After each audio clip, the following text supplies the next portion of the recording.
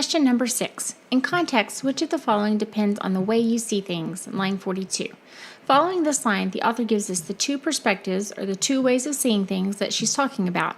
Some people can look at a mud puddle and see an ocean with ships, so they can look at something ordinary and see extraordinary possibilities, and some people, like Nanny, love to deal in scraps, or they're happy concerning themselves with smaller, more insignificant things. The author goes on to illustrate the idea of Nanny dealing in scraps by telling us how she pinched the horizon down into something small enough to choke Janie. So this ties in with the idea of Nanny repressing Janie's spirit, as we saw in the last set of questions. This leads us to choice D.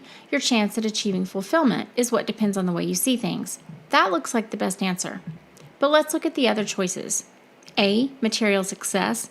We don't get any indication here that material success alone is what's under consideration. It might be true that material success is part of the scraps that Nanny deals in, but while attaining material success might be included in what's dependent on the way you see things, it's not the whole. If material success is what Nanny's after, then that idea would be included in choice D. It would be part of Nanny's idea of achieving fulfillment. So we couldn't choose this answer over choice D. We can eliminate A. Popularity with others. The problem with this is the same as the problem with A. Well, you can look at line 38 and 39 where it says, it was important to all the world that she, Janie, should find them and they find her, and think that popularity with others is what's meant by that. This answer doesn't really work when you have choice D as an available answer. If popularity is what Janie's after, then that idea would be included in achieving fulfillment. So again, you can't choose this answer over D. D would still be a better answer. So cross out B. C. There's nothing in this context about loneliness. And E, your attitude toward God and the church. Well, God is mentioned, the church is not, and anyway, there's nothing in this context to make us think that anything depends on your attitude about God. And that leaves us with D, your chance at achieving fulfillment, which is the correct answer. Question number 7. In context, the phrase deal in scraps, line 45, is best interpreted to mean what? We're dealing with the same passage here, and again, we have the idea of dealing with scraps contrasted with the idea of someone who looks at a puddle and sees an ocean.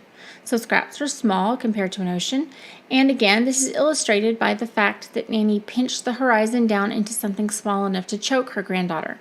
We're still dealing with a horizon. Free-spirited Janie wanted to take the great journey to the horizons, and Nanny pinched that horizon down into something small. If we think about that, then E, focus narrowly on practical problems, is the most likely answer. While Janie's seeing oceans and mud puddles and longing for horizons, Nanny is focused on practical problems like Janie having a husband who can provide the necessities of life. Looking at the other answers, A, we don't see anything here about condemning the worthlessness of the world. Nanny apparently doesn't value the same aspects of the world that Janie does, but there's no indication that she considers it worthless. B, there's nothing here that relates dealing with scraps to finding beauty in unexpected places, so no. C, there really isn't anything here to suggest that Nanny's dealing in scraps has anything to do with preserving the values of the past.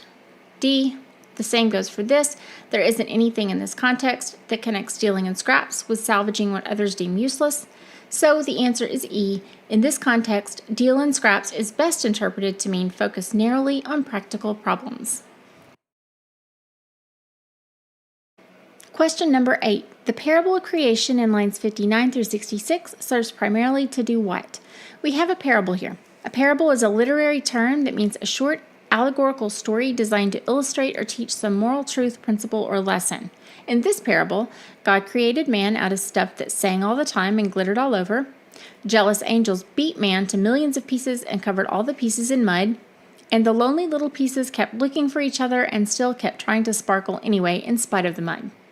At the very end of the parable, we see that Janie, like all the other tumbling mud balls, still kept trying to show her shine. So, what purpose does this parable serve? Looking at the answers, A, provide a contrast to the funeral described earlier. This won't work because there's nothing mentioned here that we can connect back to the funeral. B, illustrate Janie's perception of herself and philosophy of life.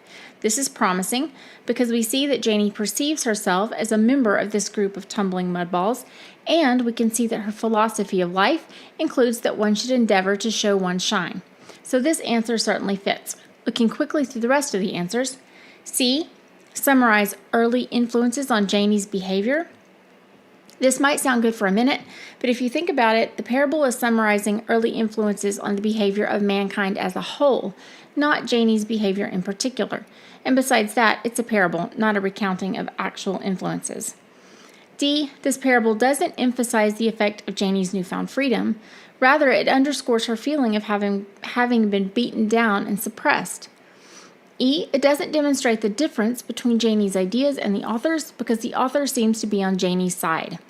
So that brings us back to the only answer that will work, which is B. The parable serves primarily to illustrate Janie's self-perception and philosophy of life. Question number 9. Janie believes that the very basic characteristic of human nature is its what? The basic characteristics of human nature would be those characteristics which we have simply because we're human. So this question takes us back to the parable of man's creation, even though it doesn't say so by giving us a line number.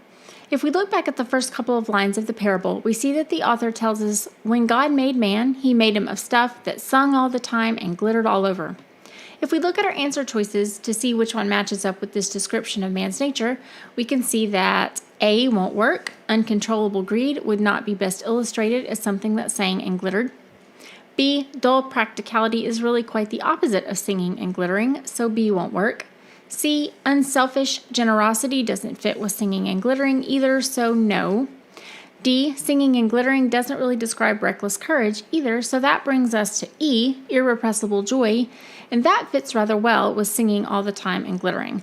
So the answer here is E. Janie believed that the very basic characteristic of human nature is irrepressible joy.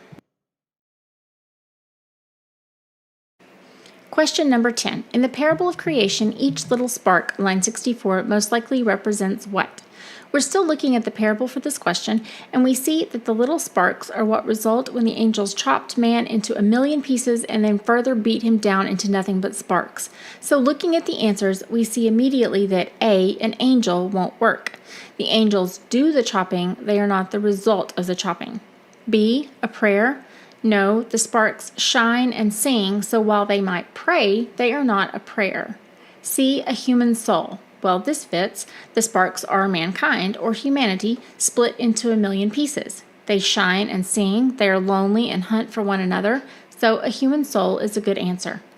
D, appreciation of nature. No, this doesn't fit at all. The sparks might appreciate nature, even though it doesn't say so, but they are not themselves an appreciation of nature. E, an instance of love. Again, no, the sparks have intentionality. They shine and sing.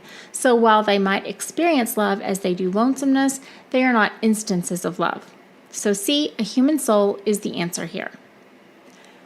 One thing to note, all these questions are connected. If you're off on your understanding of the passage that you're reading, it will affect your ability to answer a question correctly. So it's very important that you read the passage and the questions very carefully.